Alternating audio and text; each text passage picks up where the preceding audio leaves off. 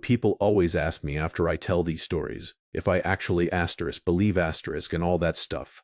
Ghosts, cryptids, things that go bump in the night. And I always say, it's not about belief, not really. It's about experience, about what you feel when something utterly defies every single thing you thought you knew about how the world works. And sometimes it's about what you don't feel, what you can't feel, because something else has taken over. This one, it's different. It wasn't a shadow in a forgotten asylum or a scream in the woods. It was a quiet kind of wrongness. A slow burn that just ate away at the edges of everything, leaving you with nothing but hollow space where your sanity used to be. And it all started, like so many of these things do, on a perfectly normal day. It was early summer, just past the peak tourist season, in the Olympic National Forests, specifically the Lake Quinault area. If you've never been, imagine a temperate rainforest towering Sitka spruce and western hemlock, ancient cedars draped in moss, the air thick with the smell of damp earth and pine. It's beautiful, almost primordial, but also it's dense asterisk. You can walk 20 feet off a trail and feel utterly swallowed. I've been a ranger out there for almost 15 years. I know those woods like the back of my hand, or at least I did. My day started like any other pre-dawn, coffee, a quick check of the weather. Chloe was already up, clattering around in the small kitchen of the ranger station's annex cabin where she was staying. She was a new intern, fresh out of some ecology program, assigned to assist with some long-term flora surveys. Bright kid, sharp as a tack, but a little green. We were heading out to check on a remote trail section that had seen some minor washout after a late spring storm. Remember watching her through the doorway, her back to me as she poured herself another cup of coffee. She was wearing these faded olive green cargo pants and a tight-fitting light gray long-sleeve shirt, the fabric stretched just so across her shoulders and back, highlighting the curve of her spine. Her dark hair, usually pulled back in a practical ponytail, was down a little messy from sleep, brushing against the collar of her shirt. Even from across the room I could see the faint blush of her skin where her neck met her shoulder. She moved with a kind of easy grace, even when just making coffee, and I found myself watching the way her hips swayed almost imperceptibly as she turned from the counter to the small table. It was just a natural movement, but my eyes lingered.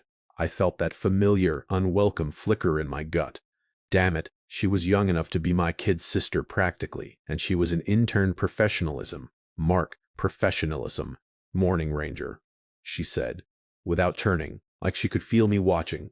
Her voice was bright, a little too cheerful for that hour. Morning Chloe, ready to get eaten alive by mosquitoes. I tried to sound jovial, normal. She finally turned, a faint, almost imperceptible smile playing on her lips. Her eyes, a striking hazel, met mine. She had these high, almost perfect cheekbones, and her lips, even without any makeup, had a natural glossy sheen to them.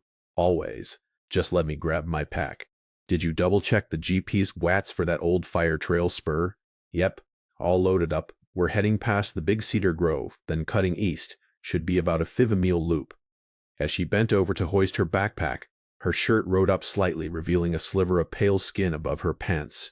My gaze dropped, then snapped back up to her face, hoping she hadn't noticed. She didn't seem to. She just adjusted the straps, the fabric of her shirt pulling taut across her chest, outlining the soft swell of her breasts. I swallowed, feeling a tightness in my throat that had nothing to do with the early morning air. This was going to be a long day. We drove out in the old Ford F-150, the suspension groaning over the gravel logging roads. The air was cool, damp, and smelled like ozone and wet earth.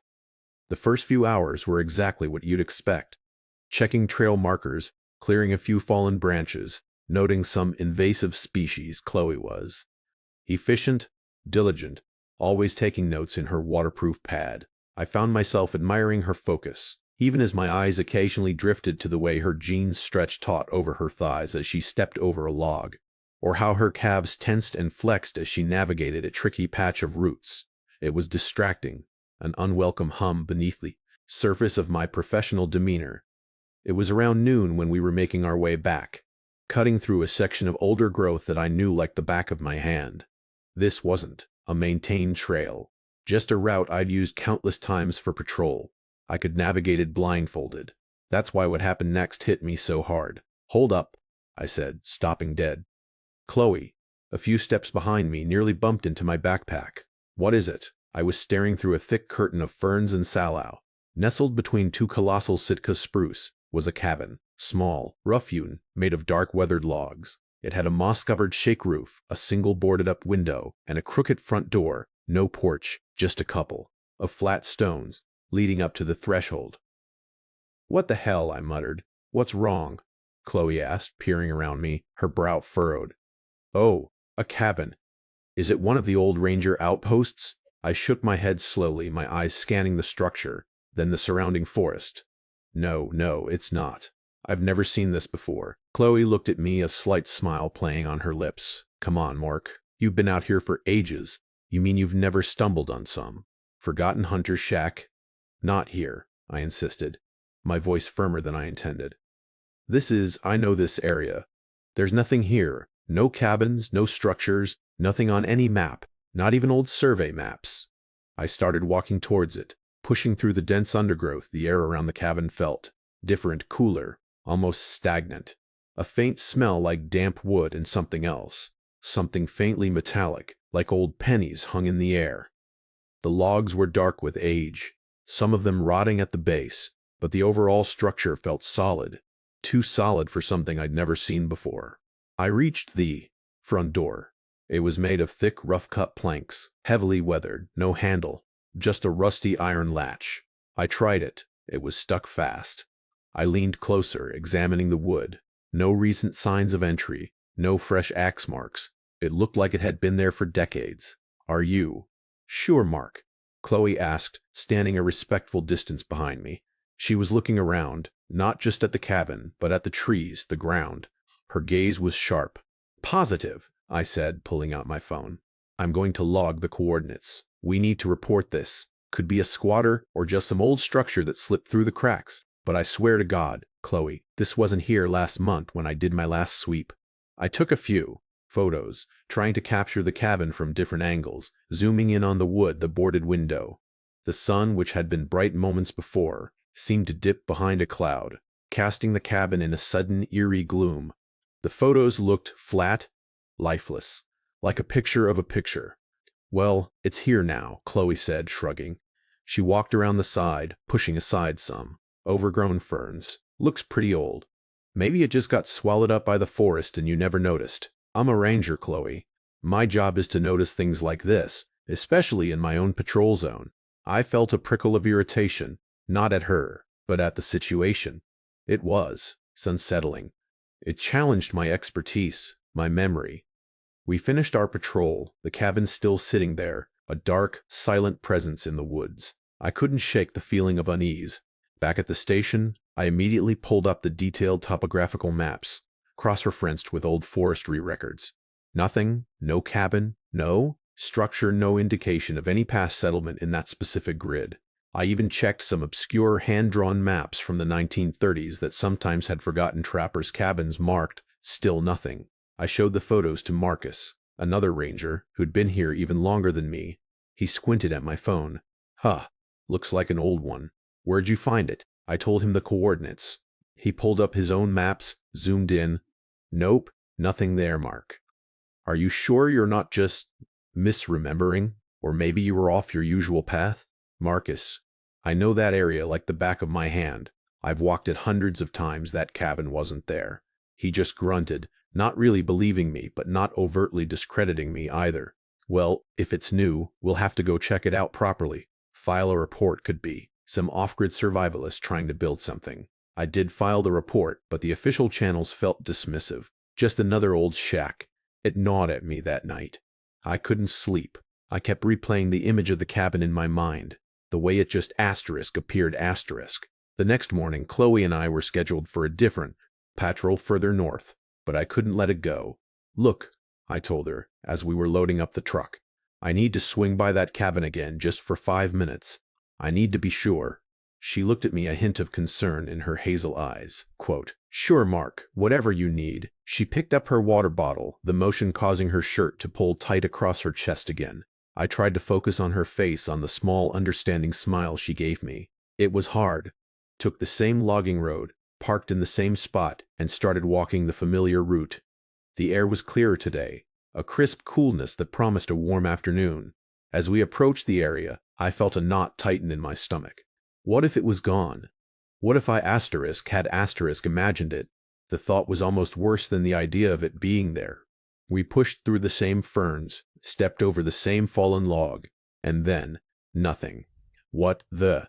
I stopped, scanning the area wildly. The two colossal Sitka spruce were still there, unmistakable. The dense undergrowth was the same, but the cabin, it was gone, vanished, not a trace. No flattened grass, no disturbed earth, no broken branches. It was like it had never existed. Chloe walked past me, her brow furrowed. "Mark, where is it?" I just stood there, my mouth open, a cold dread seeping into my bones. It's gone, gone." She looked around, then back at me. Her expression was a mix of confusion and dawning concern. "But it was right here, I saw it." "I know," I whispered. My voice felt hollow. "I know you did." We searched for nearly an hour, meticulously combing the area, walking in expanding circles. Nothing, not a scrap of wood, not a single loose nail. The forest floor was undisturbed, ancient and silent, as if mocking my memory. I pulled out my phone, scrolled through the photos I taken yesterday. They were still there. Dark, flat images of a cabin that simply wasn't. "This is impossible," Chloe said, her voice quiet, almost awed. She looked at the screen, then back at the empty space where the cabin had been. "Tell me about it," I said, my heart hammering. My palms were sweating. This wasn't just unsettling, it was fundamentally wrong. Broke the rules of reality. We went on with our scheduled patrol, but my mind wasn't on trail markers or flora. It was on the phantom cabin. Chloe was quiet too, her usual cheerful demeanor subdued. I noticed her glancing at me more often, a flicker of worry in her eyes. I wondered what she was thinking. Was she starting to think I was losing it? That afternoon back at the station, I tried to make sense of it. I showed Marcus the spot on the map, then the photos. "It's gone, Marcus. Completely gone." He looked at me, then at Chloe, who just nodded silently. He sighed. "Mark, maybe you guys were disoriented, or maybe someone's playing a prank. Some of those old loggers, they can be real characters. A prank building a cabin overnight, then dismantling it without a trace. It was absurd, I knew it. And I think Marcus knew it too, but he had no other explanation. The next few days were a blur of routine patrols, but the incident hung over me like a cloud. I kept rechecking the coordinates, walking the same path, hoping for some explanation, some sign. Nothing. Chloe was still with me, her presence a strange mix of comfort and distraction. Sometimes, when we were walking in silence, the only sounds the crunch of our boots on pine needles and the distant cry of a raven, I'd steal a glance at her profile sharp and determined, her GI, dark hair often escaping its tie in wisps around her face. I'd notice the way her lips pressed together in concentration, or the slight flush on her cheeks from exertion. It was a constant low-level hum of awareness, a biological counterpoint to the growing dread. Then a week later it happened again. We were on a different section of the forest, a less trafficked area known for its ancient cedar groves, about 10 miles south of the first incident. Our task was to survey a new potential habitat for a protected owl species. The terrain was rugged, steep in places, and the trees were truly immense, blocking out most of the sky. The light was always dim here, even at midday. We were making our way down a particularly steep incline, carefully stepping over moss-covered roots. Chloe was ahead of me, her movements nimble. I watched her, the way her tight, hikey pants stretched over her backside as she leaned forward, her calves flexing as she found purchase on the slippery ground. My mind, despite the heavy pack and the difficult terrain, still managed to drift. I imagined reaching out, just resting a hand on her hip to steady her. To steady myself. Asterisk! The thought was immediate, intrusive, and unwelcome. I shook my head, trying to clear it. That's when I saw it, nestled in a small clearing, surrounded by towering cedars, was another cabin. This one was different, smaller, almost a shack. It looked newer. The logs, a lighter shade of brown, though still weathered. It had a single tiny window, Not boarded up, but dark and opaque, like black glass. The door was also different. A single slab of wood unpainted, with a simple wrought iron handle. No. No way, I breathed, stopping short. Chloe, hearing the tremor in my voice, turned. Her eyes followed mine. Her jaw dropped. Another one. We stood there, staring. The silence of the forest seemed to deepen around us. Pressing in this cabin like the first, felt out of place, alien. It exuded a palpable sense of stillness, a quiet wrongness. The same faint metallic scent was in the air, mixed with the overwhelming smell of cedar. I walked towards it, slower this time, my heart thumping a heavy rhythm against my ribs. Every step felt deliberate, like I was moving through thick water. As I got closer, I noticed something else. The logs, while appearing newer, were cut with an almost impossible precision, fitting together so tightly you couldn't slip a knife blade between them. And there were symbols carved into the door, not letters, not words, but strange, looping geometric patterns that looked vaguely like stylized animals, but twisted, unnatural. I reached the door. The iron handle was cold to the touch, rough beneath my gloved fingers. I tried it. It was locked. I leaned in, pressing my ear to the wood. Silence. Absolute, profound silence. Not even the faint creak of old wood, or the rustle of an animal inside. It was dead quiet. Chloe was right behind me, her breathing shallow. Mark, what do you think this is? I don't know, I said, my voice barely a whisper. I have no idea. I took out my phone, my hands shaking slightly. I took photos just like last time. The camera struggled to focus in the dim light, but the images came out. Dark. Unsettling, but undeniably there. I logged the coordinates. This time I also took a short video, panning around the cabin, showing the surrounding trees. Chloe standing in the background, her face pale. I wanted proof. Irrefutable proof. We spent another hour searching the area around the cabin, looking for tracks, signs of human activity, anything, nothing. The ground was soft with moss and pine needles, but no footprints. No discarded wrappers, no axe marks on nearby trees.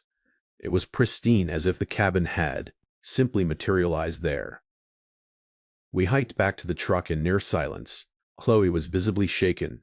Her usual composure was gone, replaced by a wide-eyed, tense quietness. I could feel her anxiety radiating off her. It mirrored my own. Back at the station, I immediately pulled up the maps. Again, nothing. This area was even more remote than the first.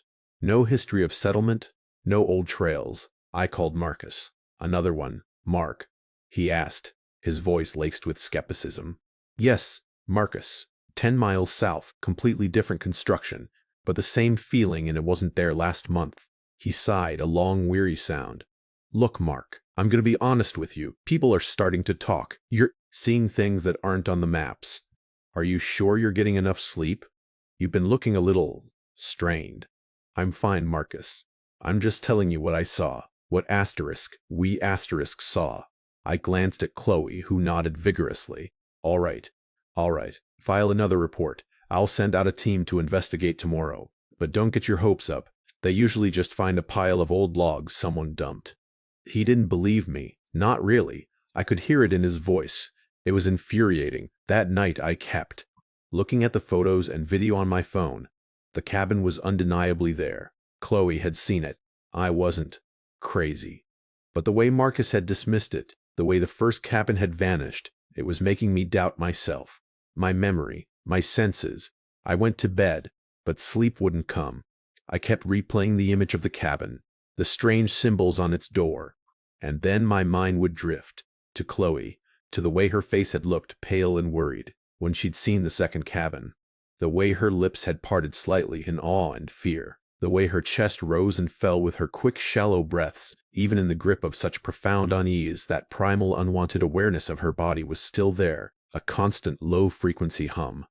It felt dirty, inappropriate, a betrayal of the shared fear we were experiencing, but it was there. The next morning I woke up feeling exhausted, my head thick. I checked my phone. The photos and video of the second cabin were gone. Not deleted, just gone. The files weren't in my gallery, not in the trash, not anywhere. I checked the cloud backup. Nothing. It was like they'd never existed. My stomach dropped. I stumbled out to the kitchen where Chloe was already making coffee. She looked at me, her hazel eyes wide. "Mark, are you okay? You look like you've seen a ghost." "The photos," I said, my voice hoarse. "The video, they're gone." She stared at me, then pulled out her own phone. "What? No, I took some too.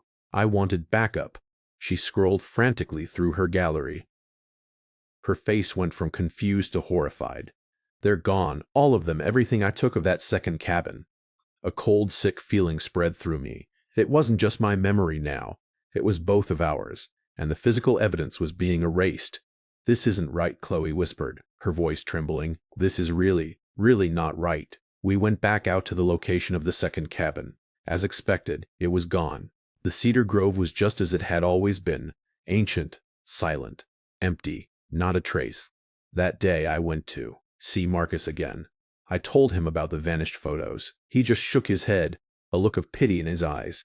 "Mark, maybe you need a break. You've been working too hard. Stress can do funny things to a person," he suggested. "I take a few days off, go to Seattle, clear my head." I felt a surge of anger, then a profound sense of isolation. No one believed me. No one but Chloe, and even she, I could tell, was starting to look at me with a new, worried expression. The next few days were hell. I kept patrolling, but every rustle in the leaves, every shadow made me jump. I felt like I was being watched. Every time I was alone, a profound sense of dread would wash over me. The woods, which had always been my sanctuary, now felt menacing, full of hidden eyes. Chloe stuck by me. She was quiet, but her presence was a comfort. We continued our work, but the air between us was thick with unspoken fear. Sometimes I'd catch her staring into the distance, her expression. It was an accident, a reaction to the jolt, but a jolt went through me too. The contact, brief as it was, sent a jolt of heat through my body, and my mind for a split second was filled with an image of her bare skin against mine. I gripped the steering wheel tighter, my knuckles white, trying to shove the thought away, to focus on the road, on the darkening woods, on anything but that brief electric touch. "Sorry," she mumbled, pulling her hand back quickly. Her cheeks were flushed. "No, my fault. Damn potholes." I tried to keep my voice even, but it came out a little rougher than I intended. The sexual tension, usually a background hum, was suddenly amplified, intrusive, unwelcome, especially in the face of the mounting dread. It felt like a perversion. That night I was back in my small cabin trying to read, but my mind kept drifting. The silence felt too loud. The flickering of the old fluorescent light in the kitchen seemed to mock me. I got up, went to the window, and stared out into the inky blackness of the forest. Moon was a sliver, barely piercing the canopy. Then I saw it, a faint light, deep in the woods, maybe a quarter-mile from my cabin. It was small, flickering like a lantern, and it was exactly where I knew there was nothing. No trails, no other cabins, no campsites, just dense, impenetrable forest. My heart leaped into my throat. I grabbed my binoculars, pressed them to my eyes. The light was faint, but unmistakable. It seemed to pulse a soft, warm yellow against the oppressive black, and then through the magnification I could make out a shape. A cabin, small, dark, with that single flickering light. This one looked older than the first, more decrepit. The logs were almost black with age, sagging in places. The roof was nearly collapsed, but it was there, and it was close, too close. I felt a primal urge to run, to scream, but I was frozen, my breath hitched in my chest. Light flickered again, then steadied, and then for a split second, I saw a figure in the window, just a silhouette, dark against the yellow glow. It was tall, thin, and it seemed to be looking directly at me. I dropped the binoculars, my hands shaking so violently I nearly shattered them. My blood ran cold, I knew, with absolute certainty that this wasn't some lost hiker or a squatter. This was Connectus. This was Asterisk. I had to call. Someone Marcus. Anyone. But as I brought it to my ear, all I heard was static, a low hissing sound that filled my head, drowning out all other thoughts. I tried again and again. Nothing. Just that oppressive static. I looked back at the window. The light was still there. The silhouette was gone. I stood there for what felt like an eternity, bathed in sweat, my body trembling. I had to see it up close. I had to. The obsession was a physical ache in my chest. I grabbed my heavy-duty flashlight, my ranger knife, and a small pistol I kept for emergencies. My hands were still shaking as I loaded it. I knew it was probably useless, but the weight of it in my hand was a small comfort. I stepped out of my cabin into the oppressive darkness. The air was cold, damp, and the metallic scent was stronger now, mixed with the smell of decay. Every shadow seemed to writhe. Every rustle of leaves sounded like footsteps. I moved slowly, carefully, my flashlight beam cutting a path through the gloom. The cabin was closer than I thought. The light was brighter now, a sickly yellow glow. As I approached, I could hear a faint high-pitched hum emanating from within. It was almost imperceptible, a vibration in the air more than a sound. This cabin was different from the others. It wasn't just old. It felt ancient asterisk. The logs were gnarled, twisted, some of them half buried in the mossy ground. The window through which I'd seen the light and the silhouette was just a dark, gaping hole, like an eye socket. No glass, no boards, just blackness. I reached the front. The door was ajar, a sliver of darkness against the yellow light from within. I could hear the hum more clearly now, a low, throbbing sound that resonated in my chest. And the smell, it was overwhelming now, that metallic tang, but also something else, something sweet and cloying, like rotting fruit. I pushed the door open slowly, my heart hammering against my ribs. The wood groaned a long, drawn-out shriek that echoed in the silent forest. Inside, the cabin was small, a single room. The flickering light came from a crude oil lamp sitting on a rough-hewn table in the center of the room. The walls were bare, the logs dark with age and moisture. There was a cot in one corner, covered with a threadbare blanket.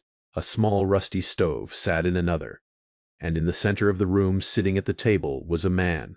He was old, impossibly old. His skin was like parchment, stretched taut over sharp cheekbones. His hair was long, sparse, and white, falling over his shoulders. His eyes were what struck me.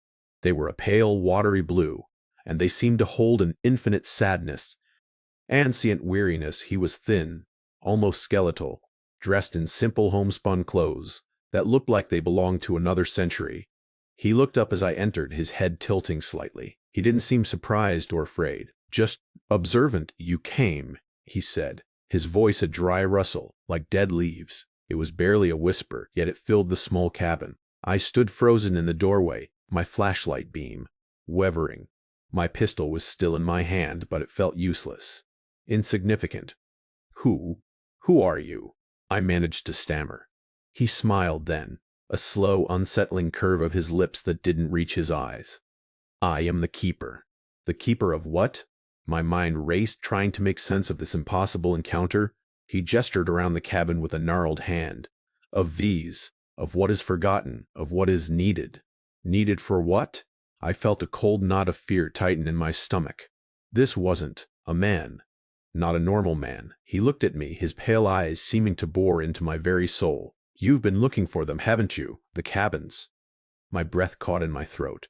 How do you know about that?" "I know many things, Ranger Mark. I know your thoughts, I know your desires." A chill went down my spine. My desires. He meant Chloe, the intrusive thoughts, the inappropriate fixations. He knew asterisk. "They appear when they are needed," he continued, his voice still that dry whisper. "When the forest calls, when a new keeper is sought." "A new keeper," I scoffed, trying to inject some bravado into my voice, but it came out as a weak croak. "I'm a forest ranger. I'm not a keeper of anything." He chuckled, a dry, rattling sound. "Oh, but you are. You have the sight. You see what others do not. You feel what others ignore." He paused, his gaze fixed on me. "And you have a hunger, a distraction." My face burned. He was talking about Chloe. He knew. He knew asterisk about the way I looked at her, the thoughts that plagued me. The shame was a bitter taste in my mouth, mixing with the fear. "What do you want?" I demanded, trying to sound firm. "To show you," he said, pushing himself up from the table. He moved with a slow, deliberate grace that belied his ancient appearance. He walked towards the cot, and with another slow, deliberate movement pulled back the threadbare blanket. Beneath it, lying on the cot, was Chloe. My world stopped. My breath seized in my lungs. She was lying there, completely still, her eyes closed. She was wearing the same clothes she'd worn that day, the olive cargo pants, the gray shirt, Her hair was spread out on the pillow. She looked peaceful. Too peaceful. Chloe. I screamed, rushing forward, dropping my flashlight and pistol. I knelt beside the cot, reaching for her. Her skin was cold. So cold. No, no, no, I mumbled, my hands fumbling over her. She wasn't breathing. There was no pulse. Her lips, usually so vibrant, were pale, almost blue. Tears welled in my eyes, blurring my vision. My heart was a lead weight in my chest.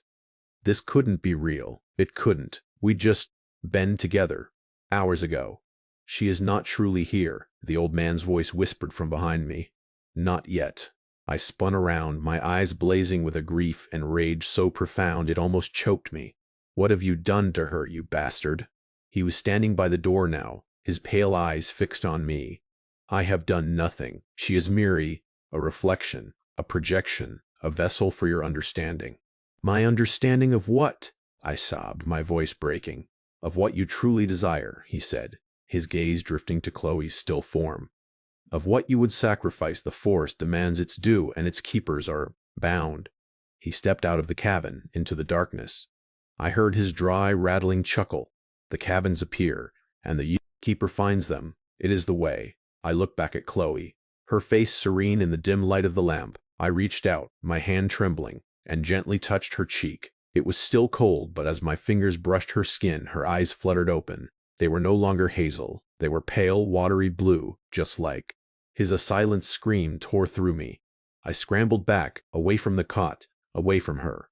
She sat up slowly, her movements stiff, unnatural. Her gaze, those chilling blue eyes fixed on me. A slow, unsettling smile spread across her lips, just like the old man's. "You will be a good keeper, Mark," she whispered, her voice a dry rustle, exactly like his. Quote, "You have the hunger, the distraction. It will make you strong." I stumbled backward, tripping over my own feet, falling out of the cabin and into the blackness of the forest. The cold, damp earth hit my back. I scrambled to my feet, my mind screaming, my body screaming. I ran blindly, crashing through the undergrowth, tearing my skin, on thorns, not caring the sound of her voice, his voice, her eyes, his eyes, burned in my mind. I don't know how long I ran, hours maybe. I eventually collapsed, gasping for air somewhere deep in the woods. When the sun finally began to filter through the canopy, painting the moss-draped trees in a soft ethereal light, I found myself disoriented, lost. I eventually made my way back to the ranger station, bruised, scratched, and utterly broken. Marcus found me wandering near the parking lot, my clothes torn, my face streaked with dirt and tears. He took one look at me and called for help. They put me in the hospital for a few days, said I was suffering from extreme stress, exhaustion, possibly a psychotic break. They gave me sedatives, asked me questions. I told them everything about the cabins, about the old man, about Chloe. They listened patiently. They nodded, but I could see the pity in their eyes. They said Chloe was fine. She'd reported me missing that night, worried sick. She was at the station waiting for me. When they brought her to my room, she looked exactly as she always did. Her dark hair pulled back, her hazel eyes filled with concern. She rushed to my bedside, took my hand. Her skin was warm, soft.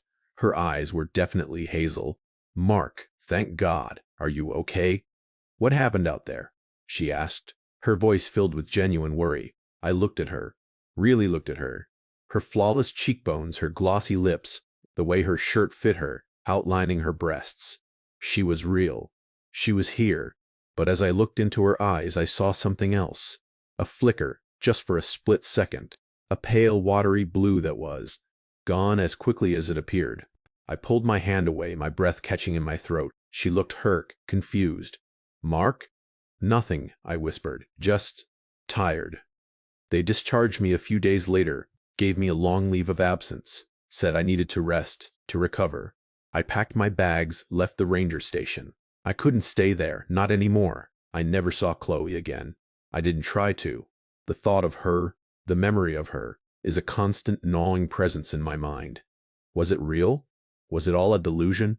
A psychotic break brought on by stress and isolation? The doctors certainly thought so, but I know what I saw. I know what I felt, and sometimes, late at night, when the house is silent, and the shadows play tricks on the walls, I catch a flicker in my peripheral vision. A dark shape, deep in the woods. A faint, sickly yellow light. And I hear a whisper, a dry rustle like dead leaves, asking if I've found any new cabins lately.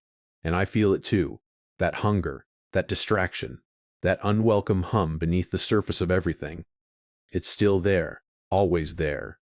And sometimes when I look in the mirror, I think I see a flicker in my own eyes. A pale, watery blue, just for a split second. And then it's gone, but I know it was there, and I know it's waiting.